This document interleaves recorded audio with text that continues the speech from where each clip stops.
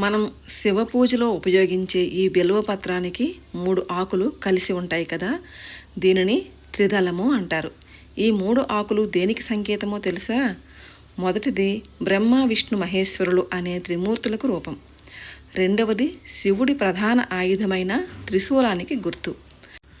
మూడవది శివుడు ముక్కంటికి, శివుడు 3 కన్నులవాడు కదా, 3 కన్నులకు సంకేతం. అంతేకాదండి, మనలో ఉండే 3 గుణాలు అంటే సత్వ రజో తమో గుణాలను, మన అహాన్ని ఆ పరమశివుడి పాదాల దగ్గర పెడుతున్నాము అనడానికి ఈ 3 ఆకుల బిల్వపత్రం ఒక చక్కని ఉదాహరణ.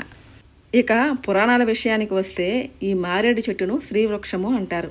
ఎందుకంటే సాక్షాత్తు ఆ లక్ష్మీదేవి తపస్సు చేయడం వల్లే ఈ చెట్టు భూమి మీదకి వచ్చిందని, ఇందులో లక్ష్మీదేవి నివసిస్తుందని శాస్త్రాలు చెప్తున్నాయి. ఇక్కడ ఒక చిన్న లాజిక్ ఉంది చూసారా?